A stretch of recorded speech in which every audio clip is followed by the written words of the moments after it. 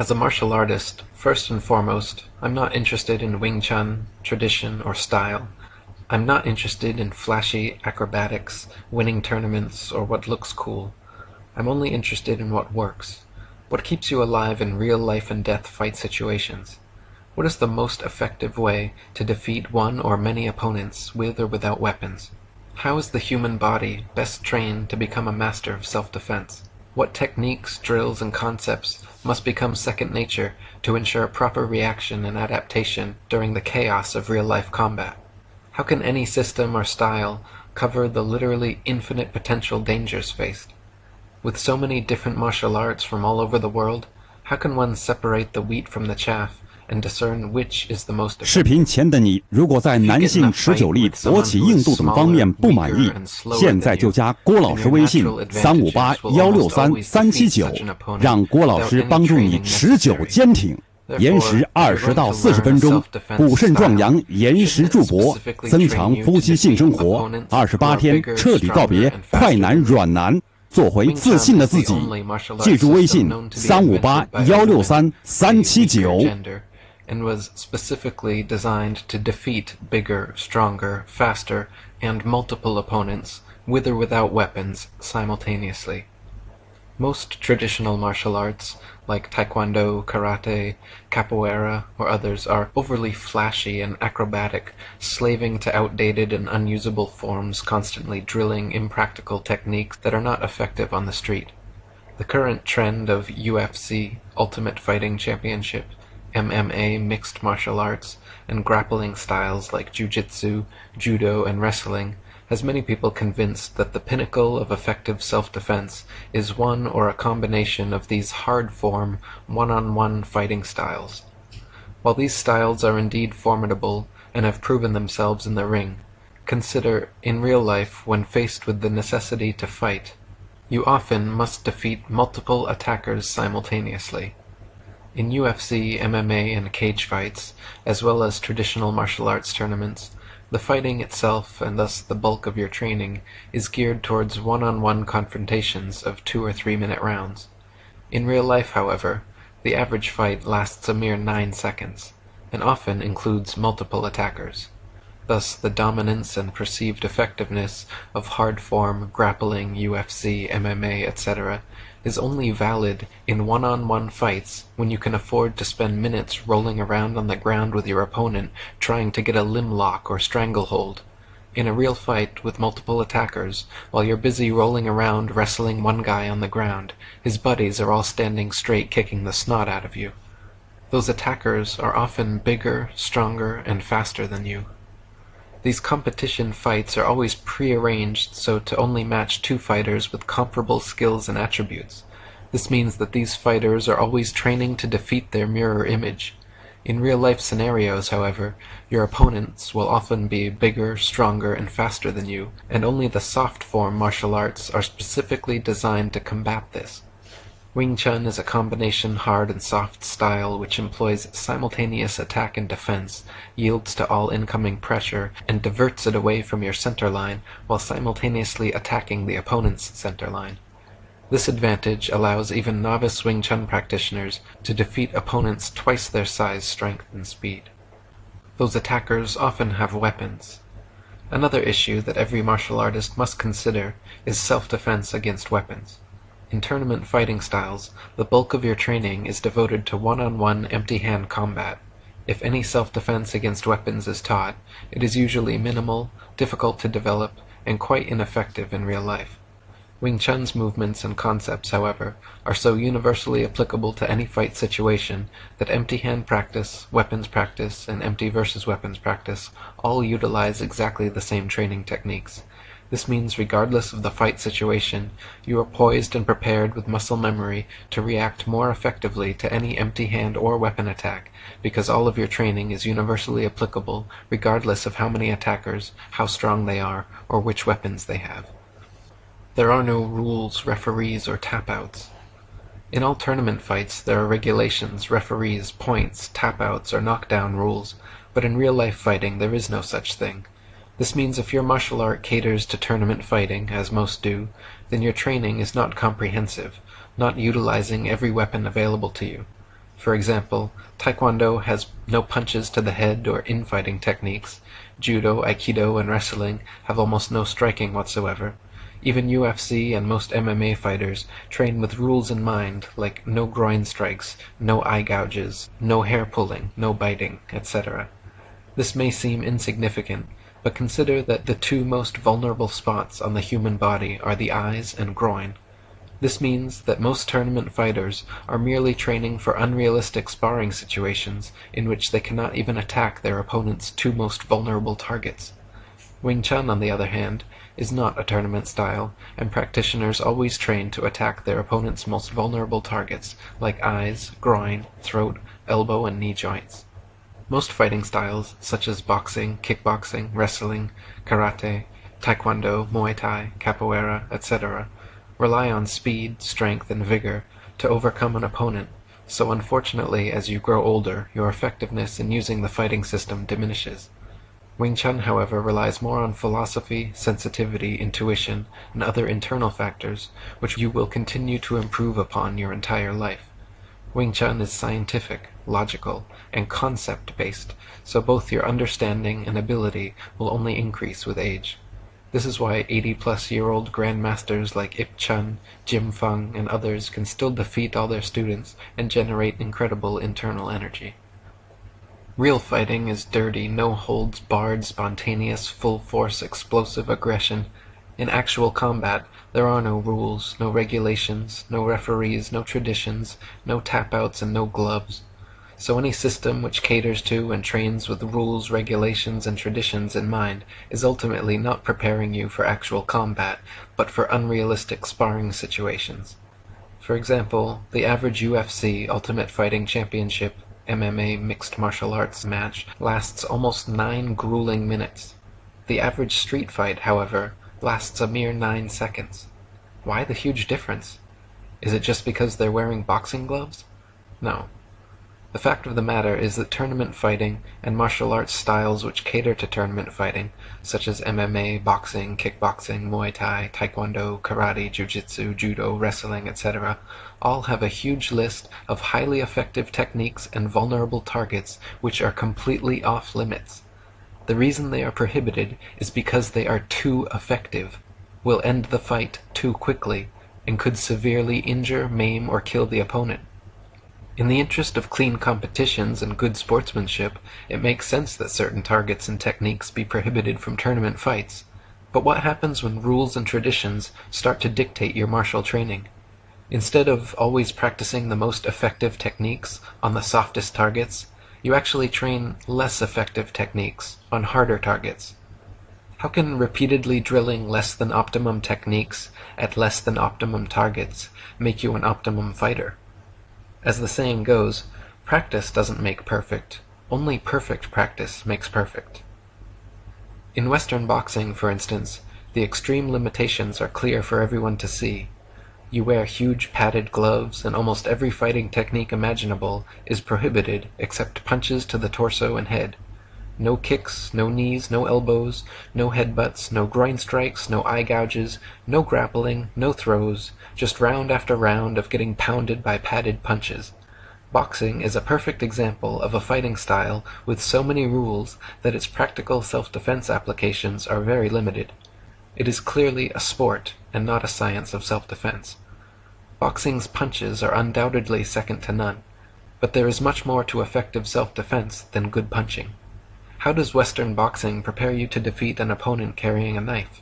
How does boxing deal with kicks, takedowns, and grappling? How does boxing handle multiple attackers? The answers are all the same. It doesn't, because it's against the rules and not part of the game. In the game or sport of Taekwondo, all punches to the head, kicks to the legs, and grabbing techniques are prohibited, so the result is a style full of fast-paced, flashy, spinning, jumping head kicks. These are definitely fun to watch and work during point sparring competitions, but in real-life combat, almost the entire repertoire of Taekwondo's techniques are pitifully ineffective and leave you off balance and vulnerable. Being a second-degree black belt and former Taekwondo instructor myself, I can say from experience that Taekwondo's kicks are second to none, but there is much more to effective self-defense than good kicking. Muay Thai, kickboxing, and MMA are much more dynamic and street effective than boxing or taekwondo, making use of knees, elbows, leg kicks, clinches, throws, and takedowns. But once again, there are no groin or throat strikes allowed, no eye gouges, no knee stomp kicks, no defense against weapons, and no defense against multiple attackers. These few limitations may seem insignificant, but keep in mind that most street fights involve either a weapon or multiple attackers, and the three most vulnerable targets on the human body are the eyes, groin, and throat. This means that Muay Thai, kickboxing, and MMA are not training or utilizing the most effective targets or techniques when it comes to real life or death combat. These styles also use a lot of low roundhouse kicks to the opponent's legs with the intention of wearing them down over time, which sounds good and works wonders during tournament bouts, but the average street fight lasts only 9 seconds and involves multiple attackers, so in actual combat, there's no time to strategize several kicks for wearing down your opponent's legs. You need more quick, direct, and devastating attacks to vulnerable targets. Wing Chun's two main kicks, the inside stomp kick to the knee and front snap kick to the groin, are so brutally effective that they are banned in all sports fighting and martial arts tournaments. The inside stomp kick, smashing down at 45 degrees onto the kneecap, reliably and easily takes down and or breaks the leg of even the very strongest opponents. And of course, one good swift kick to the groin beats a whole barrage of Muay Thai leg kicks any day. So whether it's kickboxing, Muay Thai, Taekwondo, Karate, or MMA, two of the most devastating kicks are prohibited and so rarely if ever trained. Brazilian Jiu-Jitsu, Judo, wrestling, and other grappling styles have little or no striking whatsoever, which is obviously a severe limitation. No punches, no kicks, no knees, no elbows, no eye gouges, no hair pulling, and no biting, yet these styles spend almost all their training time on the ground. How realistic is a ground fight without any striking, eye gouges, hair pulling, or biting? Even MMA, which allows ground striking, still prohibits attacks to the neck and spine, eye gouges, groin strikes, hair pulling, and biting. This is the only reason UFC, MMA, and BJJ fighters spend so long rolling around on the mat together vying for position. If they were allowed to elbow necks, stomp spines, gouge eyes, strike groins, pull hair, and especially bite, the majority of their well-developed ground games would be useless. Spending minutes jockeying for a side mount or trying to pull off an armbar is highly ineffective if your opponent is wildly biting you, gouging at your eyes, attacking your groin, and pulling your hair. The whole idea of martial artists needing a complex ground game as seen in UFC, MMA, and BJJ is erroneous anyway, because when real fights go to the ground, there's no springy, soft canvas cushion to roll around on. In the street, it's concrete, and the odds are whoever makes the first takedown wins. These styles spend almost all their training time on the ground, working on the philosophy that 95% of fights go to the ground. While it's true that most competition MMA fights go to the ground at some point, this is not the case with street fights. A cursory glance through YouTube's many fine street fights caught on camera show the majority of fights being won with stand-up striking techniques, not with ground grappling techniques. Besides, when facing multiple attackers, going to the ground simply isn't a viable option, because while you're busy rolling around wrestling one guy, his buddies will all be standing straight punt-kicking the snot out of you. Capoeira, drunken boxing, wushu, and other overly flowery forms of kung fu are beautiful to watch and wonderful for developing strength, flexibility, and flow, but when it comes to real life or death combat, these flashy acrobatic styles also fail in many respects. Too much emphasis is placed on dancing and feigning the opponent, often leaving the practitioner off balance and vulnerable to attack. Most of the fancy offensive striking techniques are indirect, less powerful, and less effective than tried and true quick direct strikes along the opponent's center line, as in Wing Chun. So much time is spent practicing flowery, non-combative dancing or acrobatic techniques that proper application and actual fighting often takes a back seat. Karate and several traditional martial arts also have a similar problem, incessantly training rigid robotic forms, stances, blocks, and strikes, absolutely inapplicable and unusable in the street. For example, the traditional front stance, low, high, inside, and outside blocks of karate are so slow, wide, rigid, and telegraphed that they cannot work even against an unskilled opponent. All karate practitioners realize this and never use the traditional blocks while sparring anyway, but still spend countless hours training these useless forms and techniques regardless. There are many martial systems which don't fall into the irrelevant tradition or sport fighting traps, and are thus much more street-ready, such as Krav Maga, Silat, Filipino martial arts, Wing Chun, and Jeet Kune Do. These styles tend to be much more formidable and effective due to the fact that they are always training with actual combat in mind and not slaving to sports rules or ancient irrelevant traditions. To my sensibilities, however, Wing Chun stands out and maintains a distinctive edge over the rest, with ironclad concepts and unique techniques such as simultaneous attack and defense, immovable elbows, 3 triangles, center line theory, sticky hands and legs, and chain punching. Wing Chun is all about whatever works. Arm and leg breaks, throat and groin strikes, eye gouges, finger locks, hair pulling, biting, and whatever else works is fair game. The movements and principles are so universally applicable to any fight situation that empty hand practice, weapons practice, and empty versus weapons practice all utilize exactly the same structures and techniques. This means regardless of the fight situation, you are poised and prepared with muscle memory to react more effectively to any empty hand or weapon attack, because all your training is universally applicable regardless of how many attackers, how strong they are, or which weapons they have. Wing Chun has often been called the thinking man's martial art, and if you've made it this far through the video, you can probably appreciate why. Originally, however, Wing Chun was not a man's martial art at all, but the only fighting system in the world known to have been invented by a woman. A Shaolin nun named Ying Mui developed the art over 3 centuries ago by taking only the most direct and effective techniques of Shaolin Kung Fu and creating a compact martial training system specially suited and designed to defeat bigger, stronger, and faster opponents. Ying Mui and her female student Yim Wing Chun used this new style against several men in challenge fights. Both became legendary figures in Kung Fu history, neither of them ever losing a fight. So how does a man benefit from training a woman's martial art? Think about this. If you get in a fight with someone who is smaller, slower, and weaker than you, then your natural advantages will almost always defeat such an opponent without any training necessary.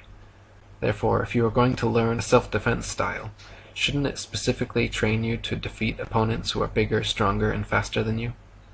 Since women on average tend to be smaller, slower, and weaker, Wing Chun seeks to compensate for these natural disadvantages by relying on body mechanics and touch sensitivity instead of speed and brute force to overcome an opponent. Having trained this fighting system daily for 15 years now, I can personally attest to its efficacy and intricacies. It is ostensibly a simple martial art with a swift learning curve, but contains incredible depth and complexity enough to spend a lifetime perfecting. Always potential for refining and developing to new levels of proficiency. I have researched and trained various martial arts for most of my life, all with their unique pros and cons, advantages and disadvantages, and I respect the traditions and practitioners of all martial disciplines. But for me, Wing Chun, based on its intelligent scientific principles and sheer brutal effectiveness, stands head and shoulders above the rest. There are thousands of known and practiced martial arts from every country in the world, and though all martial systems are based on human combat, different styles have different focuses and blind spots, strengths and weaknesses. Some martial styles are based around ancient esoteric forms and traditions, others are more geared towards sports competitions, and some are designed to maim, disable, and kill people as efficiently and effectively as possible. Wing Chun is among the latter. Being a peaceful warrior and vegetarian myself, I aim to never injure or kill any living creature, but if necessary in self-defense or in the defense of innocence, if violence is being committed against me or a loved one, I will use every weapon available to me to incapacitate that aggressor. Wing Chun is such a versatile and superior system, however, that even against deadly aggression, a skilled Wing Chun practitioner can diffuse and redirect an opponent's energy indefinitely without ever having to actually physically harm them. Tai Chi and Aikido masters also train and develop this ability to completely dominate and control an adversary without ever having to hurt them. Only such soft-style martial arts can develop this ability, because only the soft styles train with the principle of no force against force. Muay Thai, boxing, kickboxing, karate, taekwondo, and wrestling, for example, are all hard styles which train brute force against force, conditioning arms and legs for repeated bone-on-bone hits. If you're a strong, young man with solid bones and big muscles, preparing for combat or competition, such hard-style bone-on-bone conditioning is a must. But Wing Chun wasn't developed by a big, strong young man preparing for combat or competition. Wing Chun was developed by a small, weak, old woman preparing for self-defense.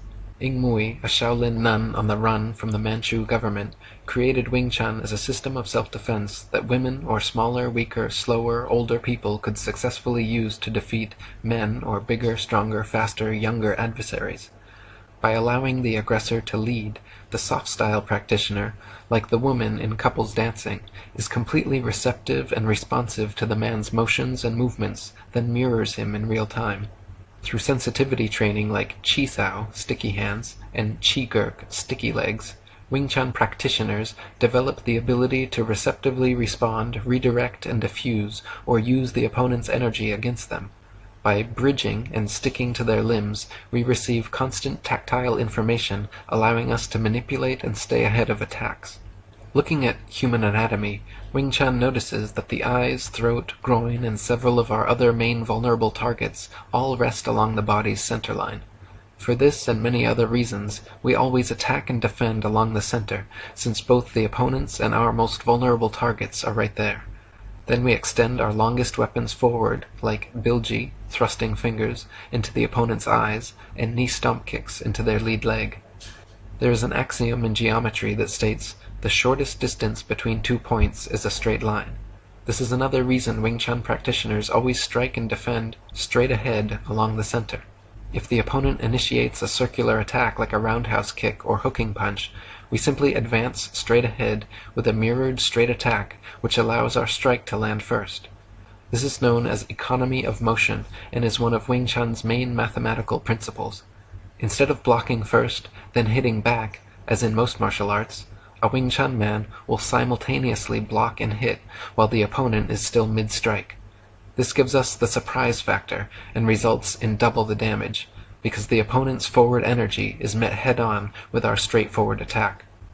There is an axiom in physics that states, no two objects can occupy the same space at the same time. Keeping this in mind, Wing Chun practitioners always aim to occupy the center line with our punches and kicks, yielding to and redirecting all obstacles in the way, but constantly replacing our limbs back across the center. Once we control the center, by bridging a bent arm or leg, we use sticky hands or sticky leg sensitivity to feel and exploit the opponent's under and over commitments. The triangle, or pyramid, is the strongest shape in nature, and recognizing this, Wing Chun repeatedly uses triangles and 45 or 60-degree angles in its structure and movements. For example, when training, we stand slightly pigeon-toed, with knees bent in and extend both arms frontwards, making 3 triangles with our arms, legs, and feet. The upper triangle, like a door wedge, allows us to easily control the center line, and the lower triangle allows us to receive incredible amounts of forward energy without having to back up. When parrying and attacking, we constantly use the power of 45 and 60-degree angles to deflect, redirect, and cut through our opponent's defenses. The Wing Chun knee stomp kick, 45 degrees downward, just above the knee joint, is absolutely the easiest and most effective leg-breaking technique in existence. If massive force is directed at our center lines, like with a side kick, Muay Thai teep kick, or a running tackle, we triangle sidestep and advance at 45 or 60 degrees, allowing us to overtake their position using not brute strength or muscle, but just the power of angles. If a strong punch comes along our center line, we pivot 45 degrees and throw our own center line punch, which cuts through theirs, allowing us to block and strike simultaneously. When Wing Chun practitioners kick, we don't chamber our legs first and then extend out straight at 90-degree angles like most Taekwondo, Muay Thai, or kickboxing kicks. Because as Newton's axiom warns us, for every force or action, there is an equal and opposite force or reaction. If a smaller, weaker person performs a Muay Thai teep kick to the trunk of a bigger, stronger adversary, when that kick connects, instead of pushing back the adversary, that direct force will come straight back, and the power of your own kick will launch you straight backwards. If instead front and side kicks are performed Wing Chun style, with no chamber, foot rising straight from ground to target at a 45-degree angle, the equal and opposite force is absorbed and earthed completely by our back legs. The immovable elbow principle of Wing Chun comes from the observation that our arms are at their most stable when held straight ahead about a fist distance away from our abdomen, elbows bent at 135 degrees. Bent at any more of an angle, strength is quickly diminished. We become unbalanced and vulnerable to being pulled. Bent at any less of an angle, strength is diminished and we become vulnerable to being pushed or taken down. By maintaining this bent arm ready stance, hitting and replacing chain punches at 135 degrees along the center line, we maximize balance, speed, power, and control. There are many more examples and reasons why Wing Chun is truly the science of self-defense, but suffice to say, by taking into account aspects of physics, kinesthesiology, geometry, and anatomy, Wing Chun is less like a martial art and more like martial science. The art part is in the application, the drilling and training, making the science subconscious and second nature, embedding the muscle memory, learning to channel the opponent's energy, and successfully expressing yours. So what is the perfect way to fight? Is there a perfect way to fight, or is every martial art, every system and approach just a haphazard shot in the dark with no objective, empirical, measurable advantage? The answer is that there is absolutely a perfect way to fight and win every opponent, but the difficulty and beauty is that perfect way is not something set in stone, but a fluid interplay between each fighter's strengths and weaknesses. The perfect way to fight always completely depends on the person or persons you are fighting, and constantly changes based on what they are doing, how they are attacking, defending, and countering, whether there is 1, 2, or 10 opponents, whether they're striking, grappling, or parrying, whether they're using edged, blunt, or projectile weapons. Depending on their height, weight, build, reach, and a host of other factors, the perfect way to fight is by training and developing the skills and tools necessary to read, react, and adapt to each opponent's constantly shifting weaknesses and exploiting them in real time. In this and many other ways, fighting is like the game of chess. Once you make your move, there is no turning back. You are responsible for every mistake, and the only way out is forward. The stronger player does not always win, because even the strongest players have weaknesses, but a clear hierarchy of ability exists, and the way to succeed is by positioning yourself so as to best exploit the weaknesses of your opponent, then attacking as mistakes and imbalances surface. Unlike dice or card games, there is no element of luck or chance in games like chess, checkers, or Othello. These games always completely depend only upon the minds and moves of the two opponents. Similarly, in fighting, there really is no element of luck or chance involved. The outcome of a fight or chess match will always depend on who better trained and conditioned themselves beforehand, then better exploited and executed their opponent's weaknesses in the moment.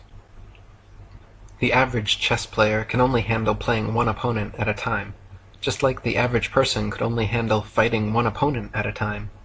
But through diligent practice, chess grandmasters and martial grandmasters are able to successfully defeat several opponents simultaneously.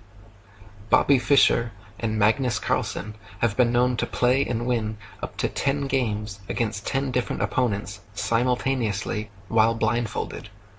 Ip Man, Bruce Lee's Wing Chun teacher, was also said to have successfully defeated several opponents simultaneously while blindfolded. Just having martial knowledge is not enough, though. Your body must be trained and conditioned kinesthetically so muscle memory reacts perfectly and precisely to the opponent. Just having chess knowledge is not enough. You cannot simply memorize every opening, play through every grandmaster game, read every theory book, and suddenly be able to win every opponent. The knowledge and skill sets, the training and pre-game preparedness is only part of it.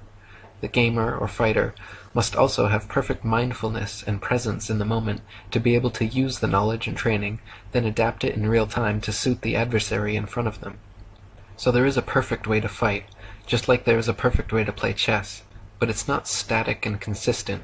It always completely depends on the opponent and our interplay with their weaknesses in the moment. Both fighters and chess players will train before a tournament, watching videos or studying games of their opponents, looking to find trends and weaknesses. By noticing trends, even ones usually seen as strengths, they can become weaknesses through overuse. For instance, a fighter with a powerful overhand right he always uses to knock people out is seen as his strength, but if his opponent knows ahead of time about his reliance on this attack, even such so-called strengths can quickly become Achilles tendons to be cut. The opponent can train to always slip outside to attack and disable the right arm or hand, or to shoot inside, nullifying the range. Similarly, if a chess player knows trends in his opponent's games, such as always accepting gambits, never trading down in a sacrifice, castling late, bringing the queen out early, etc., he can exploit those trends. A fighter's vulnerabilities are constantly changing based on their position and structure, making it like a ballroom dance, where the woman, the receptive one, reacting to the man's lead, sensing, feeling her opponent's movements, and flowing with them, actually maintains positional advantage, while the aggressive, overly forceful fighter leaves himself exposed. So by purposely assuming the yin receptive role of the woman, you gain a distinct advantage. This is the reason fighters always jockey back and forth, in and out of the pocket, range finding, before committing to an attack. Because the person who under or overcommits during these crucial milliseconds opens themselves up to devastating counterblows. If you commit to a strike, takedown, or whatever type of attack, you are opening yourself to counterattack. The smarter fighting philosophy is to be patient, feigning while giving consistent forward pressure along the center line until the opponent shows an under or overcommitment, then exploding to exploit the hole formed. In chess strategy, it is the same. Position your pieces to control the center, allow the opponent to initiate exchanges, look for imbalances, weak squares, or undefended pieces, then attack and prey upon the opponent's problem areas. The game of Othello also beautifully demonstrates this advantage of yin over yang. The average Othello player will quickly, aggressively attempt to turn as many pieces to their side as possible, and continue with this one-dimensional yang strategy until they run out of moves, only to have the opponent flip all their pieces back at the end. Similarly, the average fighter will aggressively attempt to attack and finish their opponent as quickly and violently as possible, only to gas out and open themselves up to counterattacks. The highest level Othello players, however, know that the more pieces you have in the beginning, the less potential moves you have later, and the more pieces of yours on the board, the more pieces your opponent can steal. The highest level fighters know if you overcommit to any attack too early, and you are fighting a skilled, adaptive opponent, the overcommitted attack, no matter how powerful, will soon become your weakness. The best Othello players play passively, keeping the fewest amount of their pieces on the board at the beginning so as to maintain positional advantage by having the most potential moves. By having the most potential moves, they are easier able to acquire and secure the crucial border and corner squares.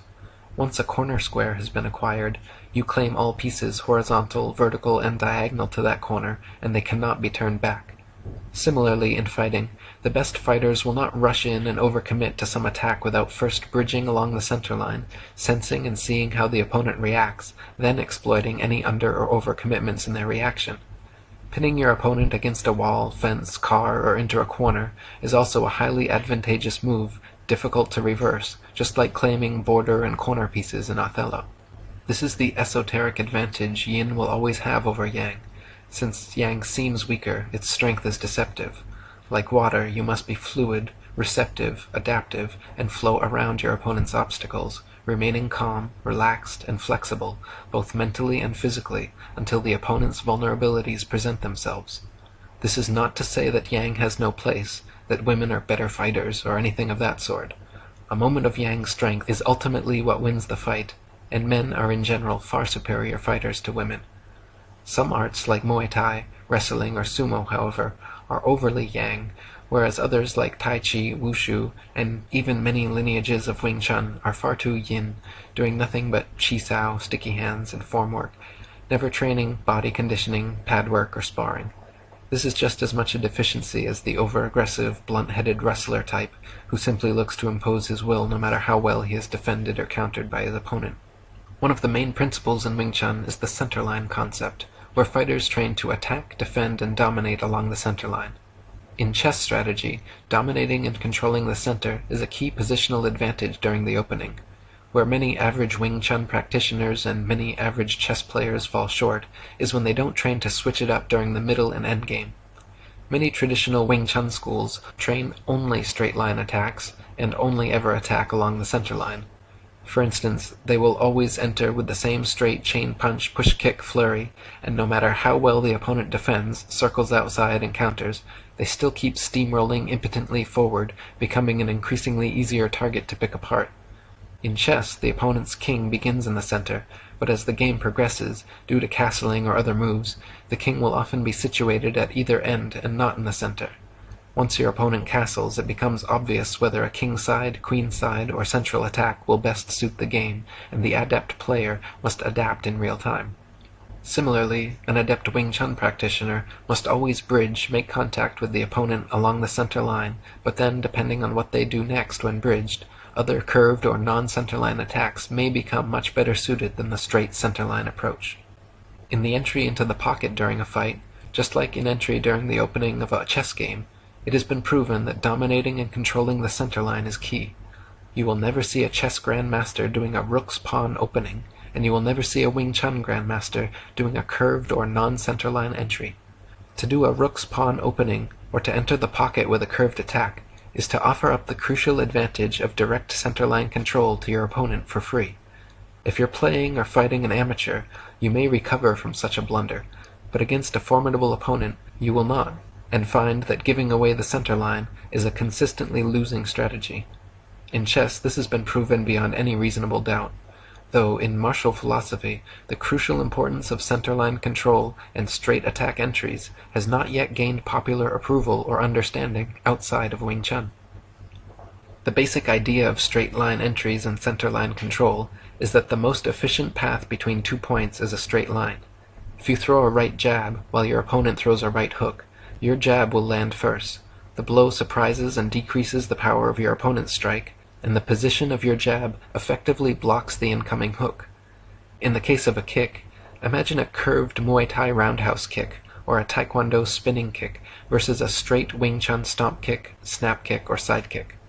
Like the hook punch, the roundhouse, or any spinning circular attack is telegraphed, slower to arrive at the target, and completely exposes the person attacking by opening their guard wide. Curved attacks are also ineffective until they arrive at full extension to their target, whereas straight attacks are effective even before full extension. For example, if you simply step forward when the opponent initiates a spinning heel kick, you completely neutralize the technique because his dangerous heel extends well behind you. If instead you step straight forward into a straight Wing Chun stop kick to the stomach, the kick will still land, maybe at the shin, the knee, the groin, or the stomach, depending on how close the opponent is when you make contact. But no matter where contact is made, damage will still be done, and their forward movement will be thwarted. Straight kicks are simply less risky, more direct, efficient, and devastating. Therefore, as a general rule, fast, straight attack entries are far superior to curved, circular, or angular attacks. Once the straight attack entry has been made along the center line, then the fighter can and should mix various non-linear attacks based on the tactile information received in the moment as to which combinations and movements will continue to land and defeat the opponent. In popular MMA cage fighting like UFC, the importance of centerline control is explicitly obvious, but the philosophy is often overlooked. Fighters like John Jones and Anderson Silva use their long limbs extended forward, usually in a triangle, like the Wing Chun ready stance, not under or over-committing, shooting straight jabs and straight kicks along the opponent's center line. Then, when into clinch and chisao range, they start unleashing various creative circular and non-centerline attacks like elbows, knees, body shots, uppercuts, and takedowns, based on the tactile and sensory information they're receiving in the moment, adapting every second to attack the most vulnerable targets with their most powerful weapons. Notice they do not and could not simply chain punch forward and win every opponent, as some traditional Wing Chun schools would have you think. In chess, you always want to be either developing your pieces into better positions, taking your opponent's pieces, or directly attacking their king. Likewise in fighting, you should always be moving to gain positional advantage, striking to injure the opponent's limbs or body, or directly attacking their face and neck. Blood or air chokes, eye gouges, palm strikes, overhands, and other fight-stopping strikes to the face are like checkmates. All other attacks like arm bars, toe holds, leg locks, takedowns, guntings, etc. are analogous to capturing pawns, knights, bishops, rooks, and queens.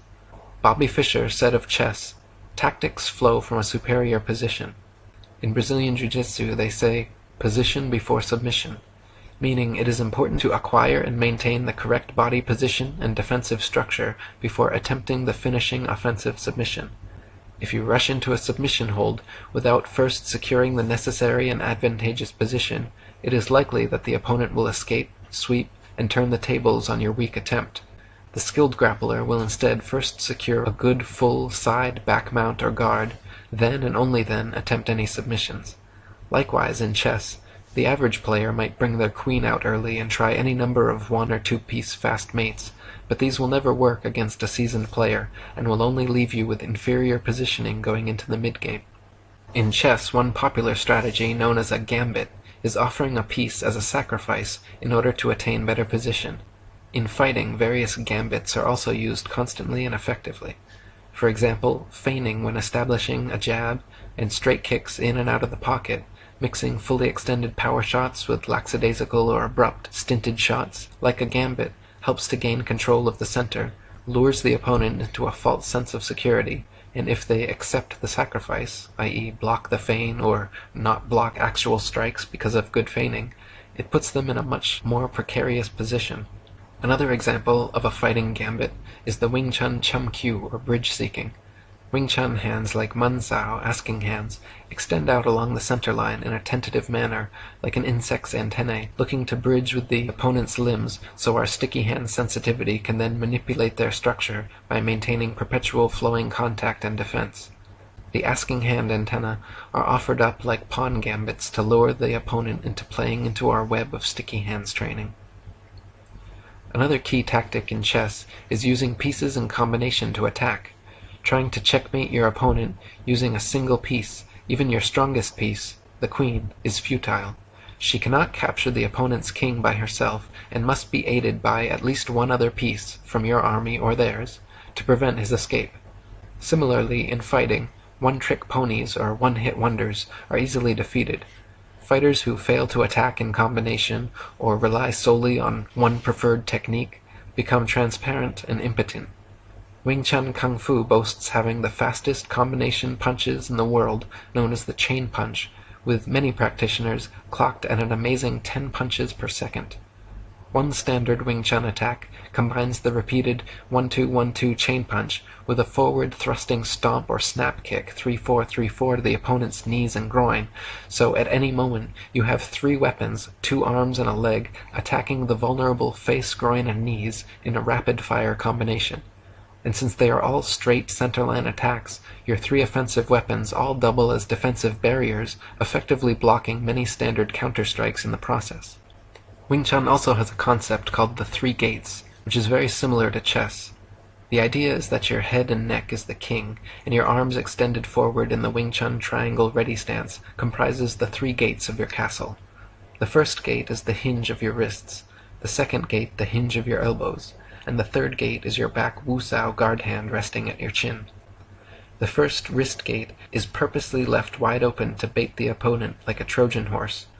When they pressure in, our Hyun-Sao circling hand allows them through, then Fuk-Sao controlling hand quickly closes and locks the gate shut behind, keeping them stuck to our well-developed sticky hands.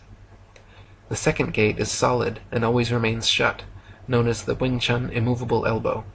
The second gate's strongest position is a fist and a half distance from the torso.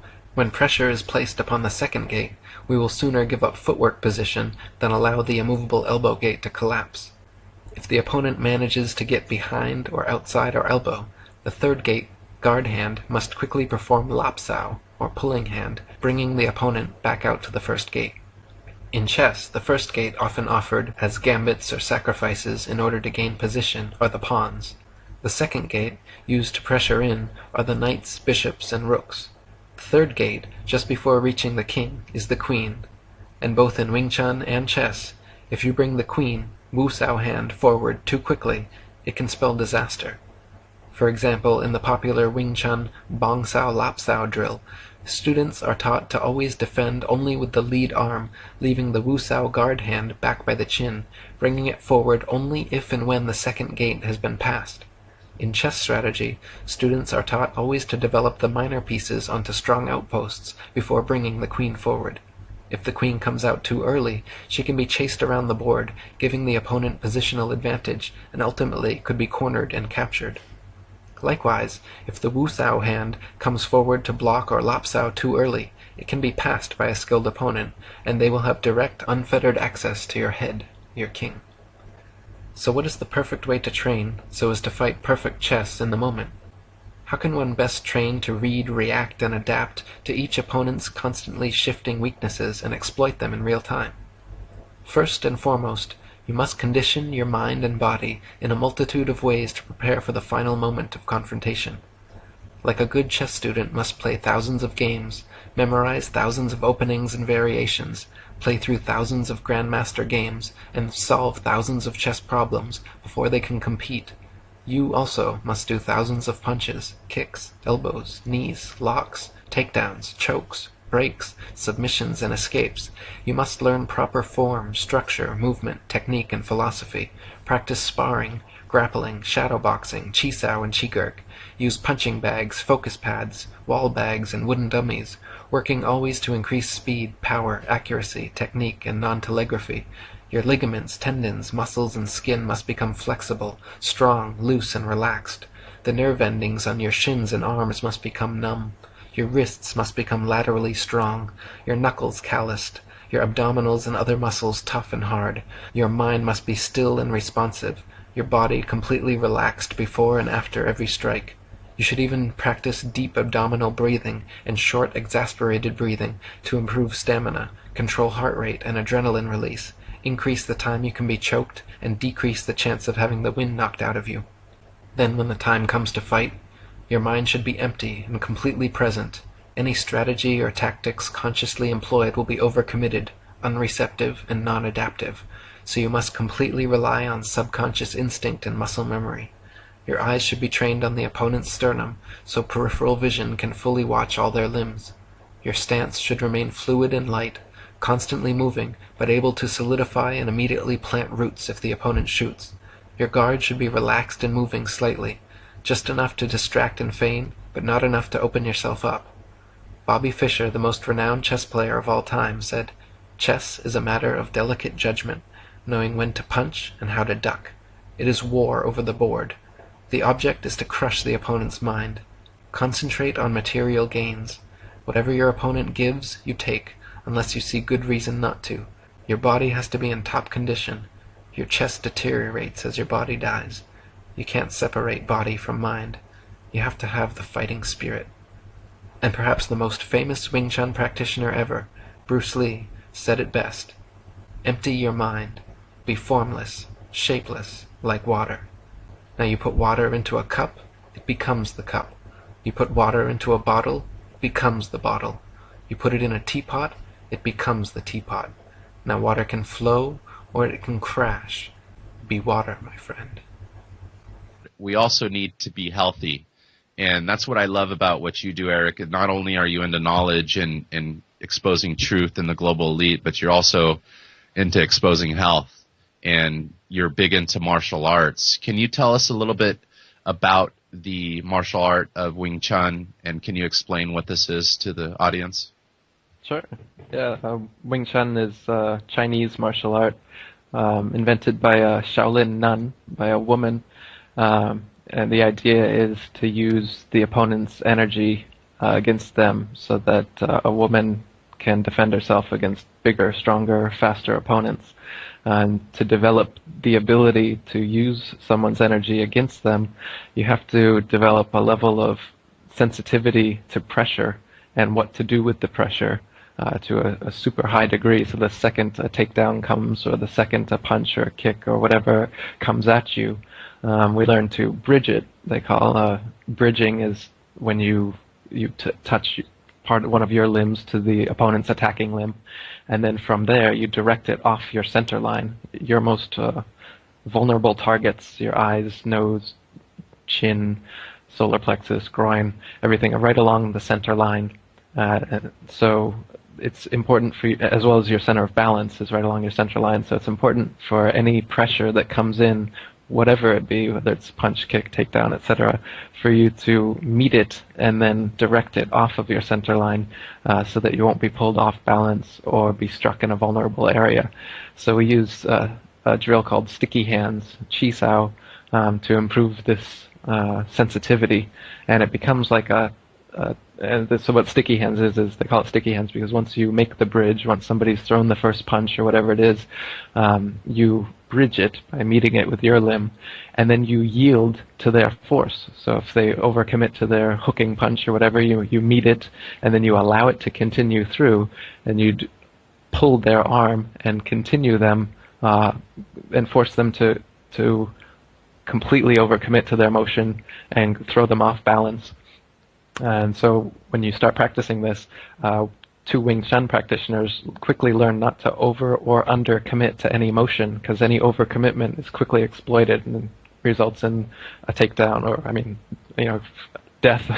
We learn to get to the neck, get to the eyes, get to the most vulnerable targets as quick as we can, so that a slight lapse in judgment is enough to overtake the opponent. So sticky hand sensitivity, basically I call it a two-person martial meditation in which the first person who thinks loses. If you're thinking about what attack you're going to do next, you're going to have holes that the non-thinking opponent is going to be able to attack. So any good martial artist is going to tell you when they're fighting or when they're sparring, are they actively planning and strategizing while they're there? Not the good ones. Nobody is jumping around thinking, okay, now I'm going to hook. Okay, now I'm going to do a front kick. Now I'm going to do that. If that's how you're fighting, then you're going to be split seconds behind the person who relies only on muscle memory and intuition instead of active, conscious strategizing. And by practicing the sticky hands, it shuts off your conscious strategizing mind, because every time you do, you get hit. You have to stay in a state of just open awareness, receptive, physically receptive. So like I said, the second the other person tries to punch you, elbow you, tries to pressure in on you whatsoever, you feel it, you allow it, but then you pull it more so in that direction, or push it, or whatever it is, whatever the case may be, depending on what they're doing. But you exploit it the second it happens. So you're like, it was created by a female, so you're like the female in a dance where you let the guy lead and you just follow. And as a self-defense tactic, it's perfect, because if you're a true martial artist, a true peaceful warrior, you're not going to be attacking anyone anyway. It's going to be used for pure self-defense. And so you learn exactly how to defend against any sort of pressure, be it from a takedown attack, even with weapons, be it a knife or a gun, or just your typical punches and kicks and everything. Yeah, no, I've noticed that with the training and watching you do that with other people, whether that be students you're training or other experts in Wing Chun. It seems like in any given session when you're practicing this, you're literally doing, it seems like within 5 minutes, 500 or 1,000 different kind of arm touches. So I assume that you do this day in and day out over time. It becomes intuition and second nature. Exactly. And that's where you want to get in any martial art, correct? Totally. That sticky hand sensitivity where you just the slightest movement, you can exploit it. So you're just feeling for the person to overcommit or undercommit to something so that you can move in or pull them back.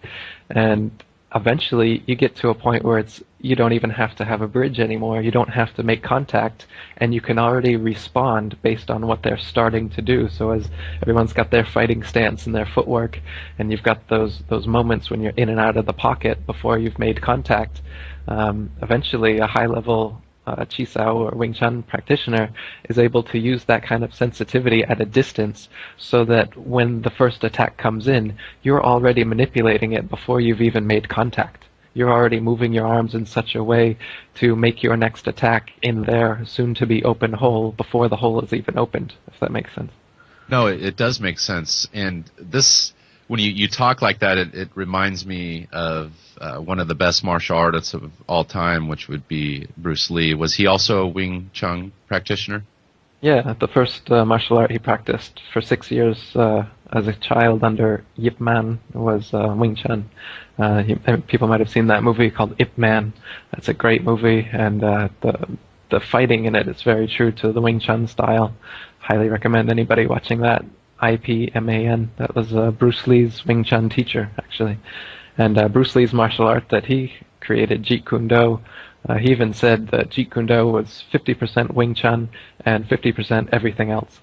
And so my personal style is a lot like that as well. I don't want to copy Bruce and say that I'm doing Jeet Kune Do, but I started by doing Taekwondo, and I got a second-degree black belt in that, and I used to teach that back in America before I moved to Thailand. And so that Taekwondo, undisputed, is the best martial art to learn if you want to learn how to kick. It's the art of kicking. For instance, Brazilian Jiu-Jitsu is pretty much the undisputed martial art of how to learn to grapple on the ground. Wing Chun is the undisputed master of the trapping range, which is, and Bruce talked about there being 4 ranges. There's kicking range, which means you can kick the other person, but you can't punch them, trap them, or grapple them yet because you're too far away for anything to reach each other except for your feet. The next range would be punching range, where you can still kick, but you can also punch now, so you've got more things to worry about. But you're not in trapping range yet, which means you can't throw elbows or knees or grapple yet. The second range is trapping range, which is what Wing Chun stays in on purpose. We like that range where it's bent arm range, where you can throw elbows, knees, clinch, takedown, punch, kick. You can do everything from that range. It's the most dangerous place to be. That's why, like in Western boxing, the second you get to that range, the referee breaks you up. In a real fight, getting to that range is when you and the opponent are at the most vulnerable.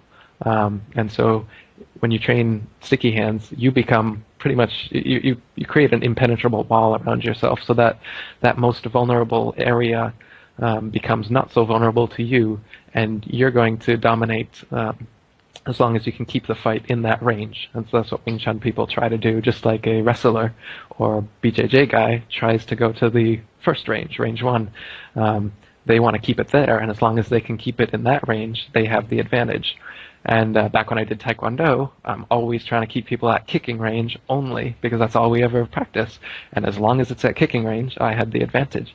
But now, since I've trained all of the above, my fighting style is more like Jeet Kune Do or MMA or whatever, in that if I'm at kicking range, I'm using Taekwondo techniques. If I'm at punching or trapping range, I'm using Wing Chun. And if I'm at grappling range, I'm using Jiu-Jitsu. And I'm going to flow in and out of them based on the opponent's attack, not based on what I want to do. A fight, there's infinite possibility of what might happen in a fight.